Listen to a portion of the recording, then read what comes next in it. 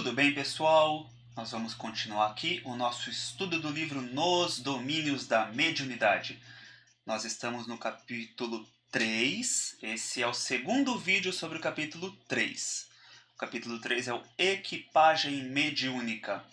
Esse é o nosso vídeo de número 8 da playlist. Então, se você está caindo nesse vídeo aqui e não viu nada, recomendação: se quiser saber só sobre o assunto, assista ao vídeo anterior, o vídeo 7, que vai começar o capítulo. Mas, sendo bem sincero, o interessante é pegar desde o primeiro vídeo. Nós estamos fazendo a sequência do livro. E se não acompanhar antes, se não acompanhar pelo menos o capítulo 2, que fala do psicoscópio, vai ficar um pouco difícil de entender todo o contexto do que a gente está acompanhando. Então, a recomendação é assistir desde o primeiro. Se não, pelo menos, procura o vídeo que fala do capítulo 2, do psicoscópio. E aí vem a partir dele. Breve resumo aqui do capítulo 3. A gente vai passar bem por cima só para poder chegar onde paramos. Então, o resumo que eu sempre coloco. A equipagem mediúnica refere-se ao conjunto de habilidades, conhecimentos e instrumentos que os médiuns utilizam para realizar suas atividades de comunicação com o mundo espiritual, ou seja, intuição, clarividência. Então, as formas de comunicação com o plano espiritual, mas também as qualidades de cada intermediário, de cada medianeiro, de cada médium. O desenvolvimento da mediunidade requer disciplina, estudo e uma conexão profunda com o bem. E aí a gente tem ressaltado outros pontos, como procurar ampliar o conhecimento cultural sobre outras culturas e procurar, sobretudo, o autoconhecimento. Então, nesse capítulo aqui, o Aulus, a gente já está dentro do centro espírita, daquela sala onde tinham 10 trabalhadores e trabalhadoras, e estamos logo antes de começar a reunião mediúnica. E aí o Aulus está passando para o André Luiz e para o Hilário o psicoscópio, para eles verem a situação de cada um dos médiums, dos trabalhadores também, do pessoal ali da reunião. E aí eles estão avaliando, a partir das vibrações, do que é possível constatar, eles estão fazendo análises e observações sobre cada uma das pessoas, cada um dos encarnados. E a última pessoa que foi objeto de análise aqui é a Celina, que ela aparentemente era a pessoa com maior desenvoltura, com maior crescimento espiritual. Isso porque ela enfrentou questões bem complicadas na encarnação e ela foi enfrentando todas essas dificuldades com bastante fé, com sacrifício, sem desistir do trabalho, sem reclamar, né, sem praguejar contra a vida. Então ela encarou as questões como batalhas morais e como necessidade para o seu desenvolvimento, que é o que o nosso olhar espírita nos convida a fazer. A gente não, no fim das contas, é não duvidar da justiça de Deus. Acho que se trata muito disso. Por mais difícil que muitas coisas sejam. Então foram inúmeras observações sobre a Celina, e aí é importante que tenha visto o vídeo anterior para a gente não precisar passar de novo essas questões. Mas o ponto-chave é, a Celina ela tem um campo vibratório muito amoroso, muito afetuoso, muito acolhedor. E aí o Hilário e o André Luiz comentam que só de estar perto dela já traz uma sensação boa. Então, é sobre essa pessoa que a gente vai continuar falando aqui nesse capítulo. Então, vamos lá.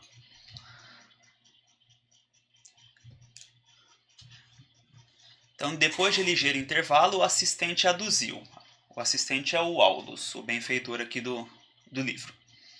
Uma ficha psicoscópica, sobretudo, determina a natureza de nossos pensamentos e, por meio de semelhante auscultação, como se fosse ouvir, né? Sentir ali os pensamentos e sua natureza, é fácil ajuizar de nossos méritos ou de nossas necessidades. Então o psicoscópio ele facilita que a partir do que se enxerga das luzes, da vibração, a gente consiga inferir acerca dos méritos e necessidades de cada pessoa. E aí ele vai aprofundar um pouco mais sobre como que chega nessa situação dos méritos e necessidades. Logo após, o nosso orientador convocou-nos a exame detido junto ao campo encefálico da irmã Celina, acentuando. Ou seja, agora vai ser uma análise bem direcionada sobre a região cerebral. E aí ele acrescenta aqui o Aldous, né? Em todos os processos medianímicos, então, destaque para todos, em todos os processos medianímicos, não podemos esquecer a máquina cerebral como órgão de manifestação da mente. Então, a gente tem que ter em conta que as condições orgânicas, e fazendo um chamado especial aqui para a situação cerebral, ela tem participação no processo mediúnico. Então, eventuais lesões, sejam por questões de resgate, né, questões que já sejam de nascença, ou mesmo lesões que a gente ocasionou por descuidos da nossa vida, essas lesões elas podem ser um obstáculo para algumas questões mediúnicas. Então é a gente entender que o corpo físico, no caso aqui o cérebro, ele é como se fosse, na informática, ele é o hardware. Acho que alguém até comentou, foi bacana, eu gosto exatamente dessa análise, de a gente tem o físico como uma limitação. Então, por exemplo, pensa numa pessoa que é super entendida de informática, um hacker aí, alguém que tem inúmeros conhecimentos. Se ele chegar num computador que não tem internet, por exemplo, o conhecimento dele não vai servir, ele não vai conseguir entrar no mundo digital para invadir outros aparelhos, porque a premissa para você conseguir invadir algo é que tenha conexão, seja por cabo, seja por ondas. Então tem que ter internet, tem que ter conexão ali. E se o hardware, se o físico não permite isso, não adianta você ter o maior especialista que seja, ele não consegue entrar naquilo, porque existe uma limitação de ordem física. E o cérebro, como a gente vai ver, ele tem inúmeras regiões e alguns danos ou falta de desenvolvimento em alguns campos podem ser um grande obstáculo para a manifestação mediúnica. Então a gente tem sempre que levar em conta o físico, além das capacidades da pessoa, do espírito, a gente tem que levar em conta eventuais limitações que o corpo nos impõe. Então o Aldous aqui, né? Em todos os processos, não podemos esquecer a máquina cerebral como órgão de manifestação da mente. De certo, já possuem conhecimentos adequados a respeito do aparelhamento orgânico, dispensando-nos a atenção em particularidades técnicas do vaso carnal. Ou seja, o Aldous não vai ficar falando sobre anatomia e sobre questões do corpo físico. Ele está partindo da premissa de que o André Luiz e o Hilário já sabem o básico e não convém ele ficar repetindo isso. E aí a gente faz a leitura, né?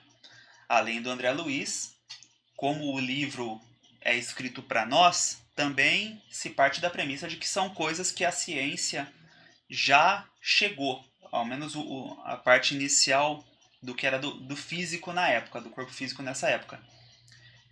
Então ele entende que o que convém acrescentar são conhecimentos novos da parte mediúnica. E afagando-lhe a cabeça pintalgada de cabelos brancos, acrescentou: esses cabelos brancos aqui é o da Celina, tá? Ela é a médium encarnada, que eles fazem destaque que ela já tem mais de 50 anos e questões naturais, né? De fios brancos, então é só pra gente entender aqui a poesia. Bastar-nos-á sucinto exame da vida intracraniana, onde estão assentadas as chaves de comunicação entre o mundo mental e o mundo físico. Então, não vamos falar de questões só do corpo físico. Vamos fazer essa análise intracraniana, procurando as chaves de comunicação entre o mundo mental e o mundo físico. Lembrando que quando a gente estava estudando, não sei se é a apresentação ou o capítulo 1, nós colocamos a mente como manifestação em duas regiões principais. Se a gente coloca a mente como anterior ainda ao perispírito, tá? Espírito, mente, perispírito, duplo etérico, corpo físico, nessa sequência. Então a mente ela está aqui no começo das raízes, das origens espirituais, ou da parte causal. Ela se manifesta especialmente no coração e no campo mental, ou no cérebro, no corpo mental. Então a gente distribui a manifestação da mente em duas linhas, tá? Só para a gente lembrar o que a gente já passou. Então a gente está falando do mundo mental naquilo que diz respeito aqui ao funcionamento cerebral ou psíquico. Centralizando a atenção através de pequenina lente que Aldous nos estendeu, ou seja, o psicoscópio, o cérebro de nossa amiga pareceu-nos poderosa estação radiofônica, reunindo milhares de antenas e condutos, resistências e ligações de tamanho microscópico, à disposição das células especializadas em serviços diversos, a funcionarem como detectores e estimulantes, transformadores e ampliadores da sensação e da ideia, cujas vibrações fulguravam aí dentro como raios incessantes, iluminando um firmamento minúsculo. Nesse caso aqui, está iluminando porque a Celina tem boas condições e ela está no momento de oração antes de entrar em trabalho. Então, assim, se a posição espiritual dela fosse outra, se ela tivesse em um momento íntimo muito complicado, provavelmente o que ia estar falando aqui é que não ia estar iluminando outras regiões. Pelo contrário, ia estar pesando e obscurecendo e sobrecarregando todo o sistema cerebral. Aqui não. Aqui a gente tem a ideia de que a coisa está se expandindo. Que ele fala, né, de antenas e transformadores. Dá essa noção de expansão.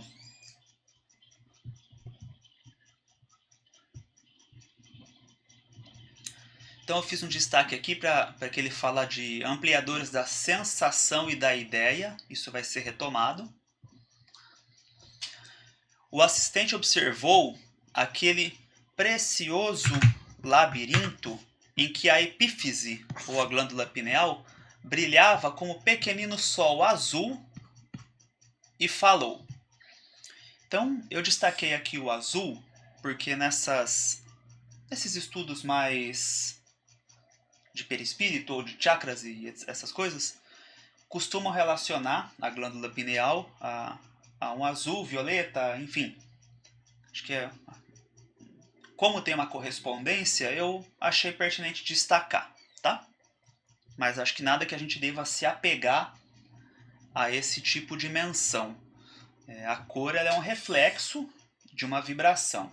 Então, acho que não vamos ficar presos nisso. Até porque, novamente, se o padrão mental dela fosse outro, se as sintonias espirituais fossem outras, provavelmente estaria tudo bem escuro. Então, essa menção aqui dá a entender que a coisa está em ordem. É a leitura que eu faço. não nos convém relacionar minudências relativas ao cérebro e ao sistema nervoso em geral, com as quais se encontram vocês familiarizados nos conhecimentos humanos comuns. De novo, não compensa falar só do físico. Nesse instante, reparei admirado os feixes de associação entre as células corticais, ou seja, físico, vibrando com a passagem do fluxo magnético do pensamento. O que é interessante? Tamanha foi a possibilidade de percepção do André Luiz que ele pôde enxergar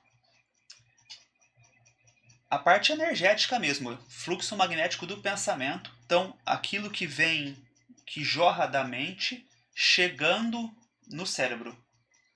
É essa a leitura que a gente tem que fazer. Então, ele conseguiu ver a transição do corpo mental, passando aqui no perispírito, chegando no cérebro físico.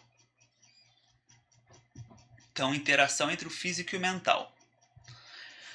Recordemos, prosseguiu o instrutor, que o delicado aparelho encefálico reúne milhões de células que desempenham funções particulares, quais sejam as dos trabalhadores em fila hierárquica, na harmoniosa estrutura de um estado. Então, cada célula, cada região cerebral com suas funções, e destaque aqui para a harmonia, que sempre a crítica que eu gosto de fazer, que na natureza é fundamental que existam coisas diferentes em harmonia. Só que nós, na nossa vida, a gente quer que todas as pessoas sejam iguais a nós, dentro dos nossos pequenos ideais, e quem não está de acordo com isso tem que ser destruído. Então a gente se comporta mais como célula cancerígena do que como célula positiva dentro sempre de um todo diferente e harmônico. Então, muitas vezes a gente está mais parecido com uma célula cancerígena do que com algo realmente divino ou humano. E enumerando determinadas regiões, trecho a trecho, daquele prodigioso reino pensante, declarou: não precisaremos alongar digressões. Então não precisamos ir muito longe.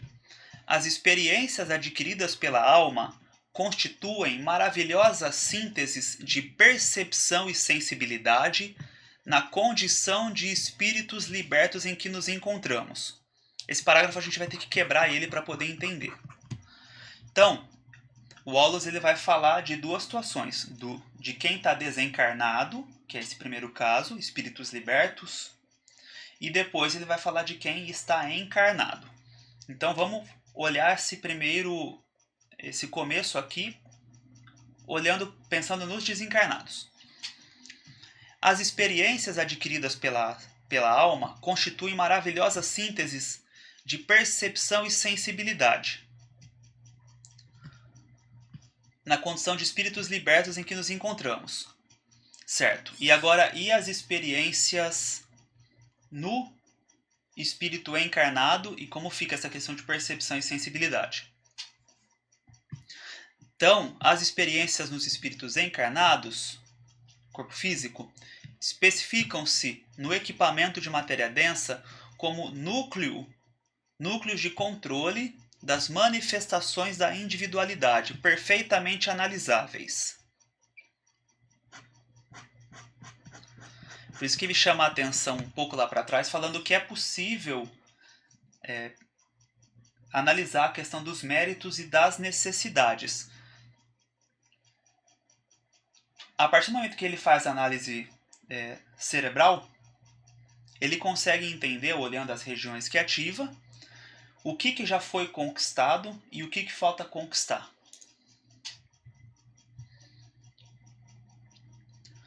E é interessante aqui, né? Ele destaca nos desencarnados a percepção e sensibilidade. A gente vai ver que agora ele vai relacionar essas questões de percepção e sensibilidade, ele vai trazer para o corpo físico como os órgãos ou as nossas potencialidades. Só que dá um destaque muito grande para os órgãos, e no sentido de que cada sentido ele está relacionado com um órgão no corpo físico, igual a gente bem sabe, visão, tato, paladar, etc. E a gente tem muito no livro dos médiuns que no perispírito, na situação de desencarnado, a depender do estágio evolutivo, não necessariamente os órgãos eles estão, os sentidos estão em uma região única. Então a gente pode ter a questão de sentir gosto e cheiro e os sentidos eles distribuídos de maneira diversa no corpo espiritual. Então no perispírito não necessariamente a percepção ela fica presa em um órgão, em uma região só do corpo. Então, acho que essa é um pouco a diferença que ele vai colocar aqui pra gente. É assim que a alma encarnada possui no cérebro físico os centros especiais que governam a cabeça, o rosto, os olhos, os ouvidos e os membros, em conjunto com os centros da fala, da linguagem, da visão, da audição, da memória, da escrita, do paladar, da deglutição, do tato, do olfato, do registro de calor e frio, da dor, do equilíbrio muscular, da comunhão com os valores internos da mente. Aqui a gente já sai do corpo físico e já começa a enxergar no cérebro estruturas que estão mais ligadas com o espiritual, da ligação com o mundo exterior, da imaginação, do gosto estético, dos variados estímulos artísticos e tantos outros quanto sejam as aquisições de experiências entesouradas pelo ser. Então, o cérebro ele vai ter regiões adequadas ao nosso processo evolutivo. Então, acaba, em síntese, é isso. Aquilo que a gente já conquistou no processo encarnatório ali, e aí não é a minha praia para falar do corpo físico, mas o cérebro ele possui, dentro de toda a sua estrutura, condições para manifestar todos os dons do nosso espírito. E por vezes, acho que vale também essa reflexão, quando a gente está em processo de expansão de consciência. Nada impede que você processe informações em uma projeção, em um estado de expansão, de dilatação, de desdobramento. Então, que insights, que coisas aconteçam para além só aqui da conexão física, e isso seja de alguma forma acomodado pela nossa mente, aqui pelo nosso cérebro, dentro das nossas capacidades de percepção. Em muitas coisas a gente pode pensar que os sonhos são assim, né? Coisas que acontecem para além de raciocínio só que a gente sente só aqui a nível físico. E a gente absorve depois algumas coisas, algumas lembranças. Então, eu acho que não é tão distante a gente pensar nos sonhos quando a gente está olhando isso aqui. Porque no transe mediúnico, quando estamos no processo mediúnico, especialmente quem tem a mediunidade ali de dar passividade, de receber, como antigamente se falava com as aspas, incorporar, o que mais acontece, é muito habitual, ainda bem que é assim, é a gente não se lembrar das coisas que foram ditas durante o diálogo. Então você recebe a entidade, você fala um monte de coisa, mas depois passam alguns minutos, especialmente a hora que termina o trabalho, na próxima semana então você nem lembra mais do que aconteceu. Poucos casos marcam de fato. Então a coisa acontece extra. Ela acontece extra físico. A gente reage aqui nos nossos sentidos, a gente conecta com isso que está operando lá, mas isso não retém aqui. Ainda bem, senão seria difícil caso a gente armazenasse todas as dores e todos os sofrimentos de todo mundo que a gente recebe. Então isso acaba não retendo no físico.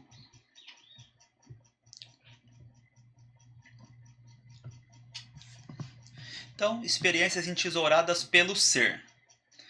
O ser que conquista a própria individualidade, passo a passo, esforço a esforço, enaltecendo-a, a individualidade, pelo trabalho constante para a sublimação integral, em face de todas as vias de progresso e aprimoramento que a Terra lhe possa oferecer. Sublimação integral, no final das contas, é a gente atingir o nosso potencial, atingir a finalidade da encarnação. Então, é uma forma bonita de colocar aqui o purificação ou regeneração no nosso estado ainda mais próprio aqui da Terra, do nosso estágio evolutivo. Então, na psicologia ou na psicanálise, eles vão falar aqui da individualidade, de conquistar a individualidade. Breve pausa surgiu espontânea, e porque Hilário e eu não ousássemos interferir, o assistente continuou. Então, assim, tá tão bom que é tão interessante que eles nem querem interferir. Então, Wallace continua. Não podemos realizar qualquer estudo de faculdades medianímicas sem o estudo da personalidade, que já falava ali em cima da individualidade. Considero assim de extrema importância a apreciação dos centros cerebrais, que representam bases de operação do pensamento e da vontade. Pensamento e vontade que influem de modo compreensível em todos os fenômenos mediúnicos, desde a intuição pura à materialização objetiva. Então, os centros cerebrais, nossa personalidade e a questão do pensamento e da vontade, tudo isso tem participação no nosso processo mediúnico. Esses recursos que merecem a defesa e o auxílio das entidades sábias e benevolentes em suas tarefas de amor e sacrifício junto aos seres humanos, quando os medianeiros se sustentam no ideal superior da bondade e do serviço ao próximo, então esses centros, em muitas ocasiões, podem ser ocupados por entidades... Vamos lá. Esses recursos que merecem a defesa e o auxílio de entidades sábias em suas tarefas de amor e sacrifício junto aos seres humanos, quando os medianeiros se sustentam no ideal superior da bondade e serviço ao próximo, em muitas ocasiões podem ser ocupados por entidades inferiores ou animalizadas em lastimáveis processos de obsessão. Na verdade, está dizendo assim, né, que tanto entidades nobres, superiores, podem estar próximas de nós, quanto entidades inferiores. E aí, a questão aqui é que o Hilário vai ficar com uma dúvida, porque estava falando da Celina, assim que a gente retomou o nosso vídeo. E falando do tanto que ela já alcançou e o quanto que ela tem um campo vibratório que é aconchegante, que é gostoso, que é positivo. E aí fica a dúvida, né? Mesmo a Celina poderia ser vítima dessa aproximação de entidades inferiores ou animalizadas? Então, mesmo ela poderia sofrer de uma obsessão? Essa é a pergunta que o Hilário vai trazer. Então, vamos lá.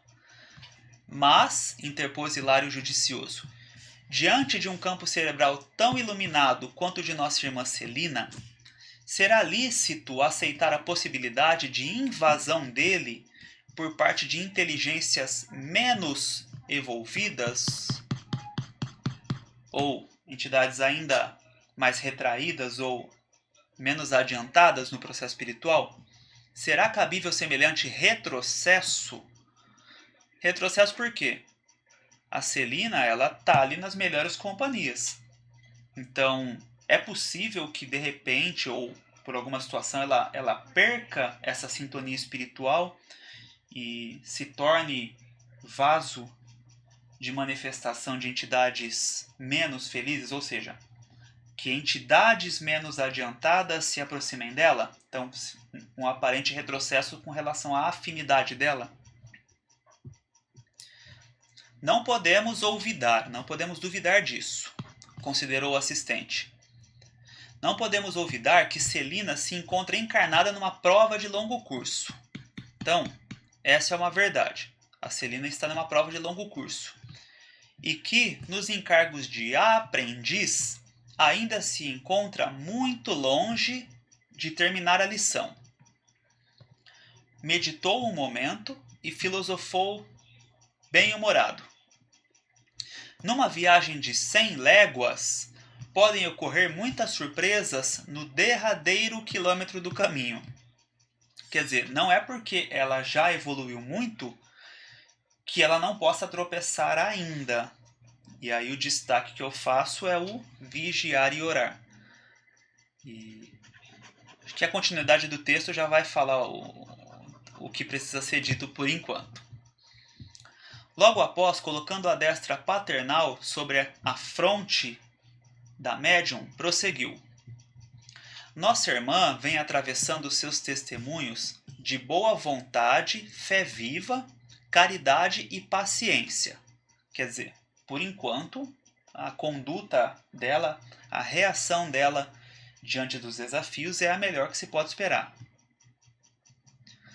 Tanto quanto nós, ainda não possui plena quitação com o passado. Eu destaco quitação porque essa é uma palavra que a gente usa aqui no direito com relação às dívidas, às obrigações. Então, ela ainda não acertou as suas dívidas perante a lei divina. Ela ainda não fez as pazes com o passado. Tomando por base isso. Somos vasta legião de combatentes em vias de vencer os inimigos que nos povoam a fortaleza íntima ou o mundo de nós mesmos. Então, aqui o Aldous já vai fazer um chamado sobre nossos conflitos, nosso passado, nossos monstros, nossas dificuldades. Inimigos dentro de nós mesmos, simbolizados em nossos velhos hábitos de convívio com a natureza inferior, a nos colocarem em sintonia com os habitantes das sombras, evidentemente perigosos ao nosso equilíbrio. Então, isso tudo em razão da pergunta sobre a Celina. O que eu acho interessante a reflexão é que nós temos muito mais passado sombrio do que construção no bem. Então, muito mais passado nos reinos aí inferiores com o devido respeito, mas na parte animalizada, especialmente nas necessidades e o uso da força e dos meios necessários para a sobrevivência, a gente está muito mais conectado ainda com isso do que com as potencialidades espirituais e com a essência espiritual que vai se desenvolvendo. Então é muito fácil, por automatismo, se a gente não se cuidar, é muito fácil que esse passado que foi construído ao longo de tanto tempo, que ele dê as cartas se a gente não vigiar. Se a gente não tiver ali a consciência da personalidade que tem que lidar, combater essas questões internas, todos esses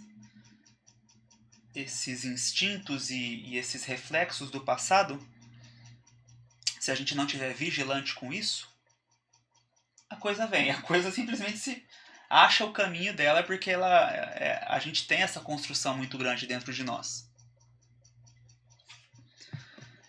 Se nossa amiga Celina, quanto qualquer de nós, abandonar a disciplina a que somos constrangidos, para manter a boa forma na recepção da luz. Eu gostei disso aqui, é como se ela tivesse que... É como se a gente fosse atleta, né, da espiritualidade. Se a gente parar de treinar, o nosso desempenho cai. Então, se ela abandonar a disciplina, rendendo-se às sugestões da vaidade ou do desânimo, quer dizer, vaidade é quando ela começa a achar que as virtudes, que o trabalho, que a grandiosidade, a beleza do trabalho se dá em razão dela. Então, se ela inflar ou se ela murchar, que é o desânimo. Então, se ela se render às sugestões de vaidade ou desânimo, que costumamos fantasiar como direitos adquiridos ou injustificável desencanto, falando aqui da boa forma e recepção da luz, né? Você acha que essas virtudes são suas, de certo sofrerá o assédio de elementos destrutivos que lhe perturbarão a nobre experiência atual de subida. O que eu gosto de destacar? Nós obviamente temos, a proteção, o amparo das entidades que adensam o perispírito e as energias para estarem mais próximos de nós, para o trabalho acontecer. Só que, de nossa parte, existe a obrigação de a gente procurar cada vez mais desmaterializar, tornar a nossa vibração cada vez mais sutil, menos apegada às questões materiais, inclusive ao corpo físico, para que nós possamos com mais facilidade subir espiritualmente e estar próximo deles, dos amigos espirituais. Então, quanto mais a gente consegue purificar, mais o transe mediúnico, por assim dizer, ele se dá em regiões superiores. Então, a gente consegue emancipar e desdobrar cada vez mais para estar numa sintonia em frequências mais sutis. Não que a questão seja exatamente vertical, mas falo em densidade. Então, a gente consegue sintonizar com muito mais facilidade, que é o caso aqui do dirigente, se não me engano é Raul Castro, que fala que a mente dele é tal qual um espelho limpo, em que os amigos espirituais têm nele esse veículo muito bem equilibrado para sintonizar e passar as orientações de trabalho. Então, quanto mais nós fizermos nossa parte, mais fácil fica para a equipe espiritual realizar o trabalho. Menos a gente atrapalha o trabalho e eles, assim, menos a gente demanda deles. Então, não adianta só a gente pedir proteção e pedir apoio e não fazer a nossa parte de procurar a cada dia, a cada período, sacrificar alguma coisinha que a gente sabe que é uma pedra na nossa evolução. E tem muita coisa que a gente sabe. A gente só não consegue ou só não aplica, não tem a disciplina suficiente para superar algumas coisas. Mas a gente sabe. Então, muitos médiums se arrojam a prejuízos dessa ordem, de perturbar aqui o processo evolutivo, seja por vaidade ou desânimo. Depois de ensaios promissores e começo brilhante, falando de muitos médiuns, depois de ensaios promissores e começo brilhante, acreditam-se donos de recursos espirituais que não lhes pertencem, ou temem as aflições prolongadas da marcha e recolhem-se à inutilidade. Realmente, a experiência dentro de centro, ela me faz dizer que já foi possível talvez enxergar essas duas questões, né? Isso aqui, donos de recursos espirituais que não lhes pertencem, eu posso dizer que eu vi mais até com entidades desencarnadas que eram buscadores espirituais, mas que desencarnaram nesse processo, só que não se deram conta que o desempenho que elas estavam tendo era devido às entidades amigas ou devido a, né, a misericórdia de Deus de estar realizando a partir daquela pessoa certos milagres, com as aspas, ou né, certos prodígios aí. Então, sim, vai e desceu, perdeu a conexão e cai. Eu tinha até deixado o apontamento mais para frente, mas acho que cabe adiantar que essa é a grande trajetória das entidades mais complicadas que tem, das mais adiantadas nas trevas. Os buscadores espirituais que se envaideceram, acreditando que os talentos eram apenas deles próprios e perderam a sintonia com Deus. Mas dá para ver que tem construído ali o circuito no perispírito de alguém que já abriu alguns canais espirituais e já teve algumas percepções de Deus. Só que sim, vai descer. Então essa provavelmente é a grande história das entidades mais poderosas que a gente tem nos umbrais. E esse outro cenário aqui, né? Temem as aflições prolongadas da marcha e recolhem-se à inutilidade. Isso aqui, acho que toda casa espírita ou toda religião, todo espaço, toda terapia, né, todo psicólogo, com certeza já viu isso. Quando começa a chegar na parte complicada, a pessoa desiste. Então, como eu lembrei de psicólogo, é muito comum. Conheço alguns e tive algumas interações dentro de um grupo de psicólogos e era bem divertido. E é sempre assim, a hora de falar a verdade, de mostrar para a pessoa o que ela está fazendo de errado, quando chega nesse dia, é muito comum assim, olha, é um dia decisivo. Ou você vai enfrentar isso que eu vou dizer, ou você já não volta na próxima semana, já não volta no próximo encontro, porque não quer ouvir, não aceita, não acredita. Então, é a hora em que o psicólogo ou a psicóloga tem que tomar a decisão se eu quero ser fiel ao trabalho e mostrar o caminho, ou se eu quero possivelmente perder um paciente. E nas casas espíritas, que é da minha vivência, mas certamente em todos os locais é isso. Quando começa a chegar no ponto de dor, é muito comum a pessoa, não, isso não é para mim, não quero, não posso lidar com isso agora.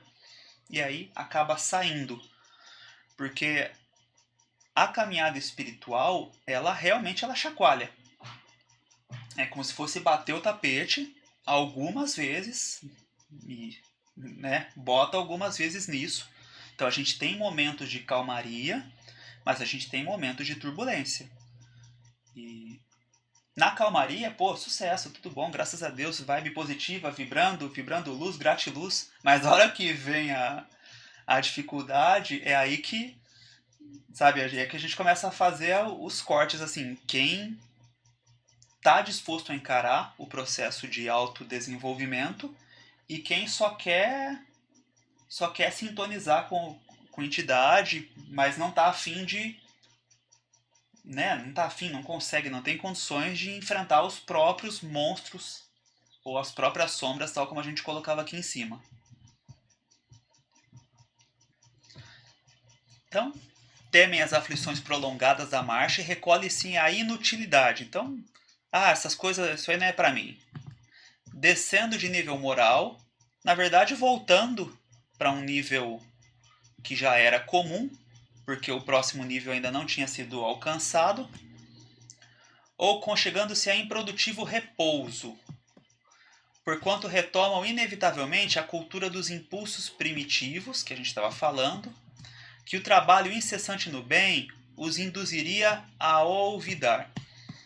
No fundo, o que é a gente extrai, até acho que todos nós podemos colocar isso. Estar frequentando a casa espírita, ela nos motiva a manter uma conduta mais reta possível. Fazendo um paralelo, pessoas que fazem academia, e das poucas vezes que eu consigo ir nas semanas, eu tenho essa percepção que eu vou falar. Quando você vai e você faz o treino e você fala, nossa, né, o gasto calórico é tal. A hora que você sai, aí você olha um doce, você olha uma coisa e você fala, não, eu não vou comer isso. Né? Tive que fazer tanto exercício para queimar, né, uma quantidade ali de calorias, eu não vou comer isso. Não dá. Então, vai reforçando. Não que eu esteja na melhor forma física para ser um exemplo para falar disso, mas isso acontece.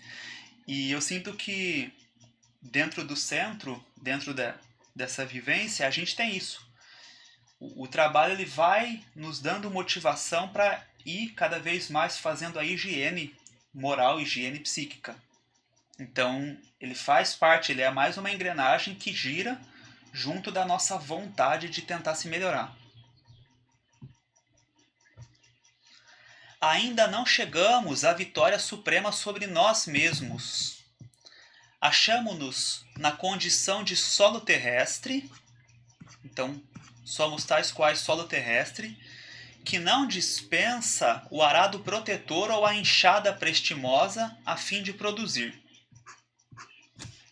Sem os instrumentos do trabalho e da luta, aperfeiçoando-nos as possibilidades, então, trabalho e luta, provas e expiações e progresso. Estaríamos permanentemente ameaçados pela erva daninha que mais se alastra e se afirma, tanto quanto melhor é a qualidade do trato de terra em abandono. Aqui é o seguinte, né? Quanto mais a gente vai abrindo canais espirituais, quanto mais a gente vai se desenvolvendo, maior é a necessidade de a gente manter esse cuidado, essa higiene e esse vigiar e orar. Porque quanto mais canais a gente abre, quanto mais a gente expande de sintonias, de possibilidades de sintonias, essas sintonias podem ser com benfeitores, mas elas também podem ser com espíritos obsessores. Então, não adianta você procurar desenvolvimento só espiritual se não tiver esse cuidado com a parte moral. E isso a gente repete muitas vezes. E foi aqui que eu fiz um apontamento sobre os magos, por exemplo, ou quaisquer outras entidades que a gente possa classificar. Que é como eu vinha dizendo, o perispírito deles dá para ver que tem muito desenvolvimento. Eles têm faculdades bem aguçadas de captar, de sintonizar mentalmente, a ponto até de conseguir obsidiar à distância e com alguns poucos comandos causar perturbações. Eles têm muitos talentos mediúnicos, só que eles não têm conexão com a fonte. E chega uma hora que, isso inevitavelmente acontece com todos eles, chega a hora que eles começam a perceber que eles são reféns de energias que eles não conseguem acessar. Então eles estão sempre tendo que pegar, obsidiar e captar energia porque eles não conseguem acessar a fonte. Mas todos que eu vi até agora desses mais poderosos, todos eles tiveram um momento de abertura espiritual. O coronário ele teve um ensaio de se abrir. A entidade, a pessoa encarnada, geralmente, ela teve alguns processos de ampliação de consciência, de conexão com algo maior, e sim, vai desceu e caiu, e aí volta para o que a gente já colocou. Então, quando a gente encontra esse tipo de entidade, especialmente essas que você percebe que algumas estão cansadas, outras ainda não se cansaram, mas elas acabam relatando, a depender do diálogo, o quanto que elas são dependentes de energias, por isso que elas ficam obsidiando e fazendo toda uma estrutura. Que a gente pode, é muito mais fácil você despertar essa entidade quando você toca nesse ponto. Fala, olha, tem uma fonte de energia que você já conheceu, que ela é abundante, e que dispensa todo esse sofrimento. Então, assim, é uma das formas de conduzir o diálogo com entidades nesse sentido. E, na verdade, vira até um chamado para que que a gente não caia nessa situação de desenvolver potencialidades mediúnicas e depois deixar tudo isso a serviço de forças sombrias.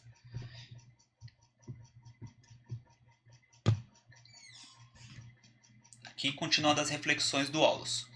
Nossas pequeninas realizações espirituais do presente são pequeninas réstias de claridade sobre as pirâmides de sombra do nosso passado. Em outras palavras, o que a gente estava comentando aqui, né? Que a gente tem muito mais passado nas sombras do que conquista na luz. É imprescindível muita cautela com as sementeiras do bem para que a ventania do mal não as arrase. É por isso que a tarefa mediúnica, examinada como instrumentação para a obra das inteligências superiores, por isso que a tarefa mediúnica não é tão fácil de ser conduzida a bom termo. Uma vez que contra o canal ainda frágil que se oferece passagem à luz, a gente, nossas poucas qualidades já desenvolvidas, contra esse canal acometem as ondas pesadas de treva e da ignorância a se agitarem compactas ao nosso derredor. Então, alguns destaques aqui, né? A obra, como está bem colocado, ela é das inteligências superiores. Nós é que somos instrumentos bastante imperfeitos para essa realização. Então, é justamente por isso que ninguém pode assim vai descer. E a hora que a pessoa começa a se intitular proprietária, dona, ou ela como a grande vetora da luz e do que quer que seja ali, é um ponto de alerta, que a pessoa está tocando esse desvio de rota. Então, o chamado é sempre para a gente lembrar que somos instrumentos. E eu coloco por hábito na oração de abertura dos nossos trabalhos, da nossa casa, que eu sempre peço e entrego a Deus, se estivermos em condições de sermos bons canais para o trabalho, que ele aconteça. No sentido de sempre chamar a nossa atenção de que o trabalho não se dá por causa de nós. Ele se dá apesar de nós. Então, se for para acontecer, que ele aconteça porque é a espiritualidade quem determina. E a gente sabe que a gente só está ali numa qualidade de ferramenta, de instrumento, ou aqui de equipagem para as entidades superiores. Calou-se o assistente. Então, depois dessas observações, silêncio, dir-se-ia que ele também agora se ligava ao campo magnético dos amigos em silêncio para o trabalho da reunião prestes a começar. Então, é aquele momento pré-abertura que já fica mais todo mundo sintonizado, então eles entraram também no mesmo campo e aqui encerra esse nosso capítulo. Espero ter conseguido compartilhar algumas impressões. Tem coisas que às vezes acabam ficando repetitivas, só que por mais que sejam observações que se repetem, talvez a gente precise disso. Para mim é muito importante estar sempre relembrando isso, para mim mesmo, e aí eu coloco, porque é muito fácil a gente se perder com muito pouco. Então, se a gente conseguir às vezes tocar uma pessoa que seja com esse chamado, com certeza já é muito, porque uma pessoa que sai, ela faz muita falta dentro de um trabalho, dentro de um grupo, que somos ainda muito poucos realmente devotados, habilitados em entrega sincera. Então acho que a gente tem que fazer de tudo para procurar reter e não ficar olhando só para as coisas super especiais. Não, o bem feito, ele começa no básico. E o capítulo ele trata disso. O vídeo anterior falou muito da Celina. E a gente vê que ela faz o básico. Ela tem ótimas capacidades mediúnicas, mas tudo isso só se justifica porque ela faz o básico muito bem feito. Então, eu espero ter conseguido fazer esse básico bem feito. Eita, tivemos um problema aqui na bateria bem no final, ainda bem. Talvez vocês não estejam me vendo, mas acho que o som está saindo. E aqui eu vou acabar encerrando.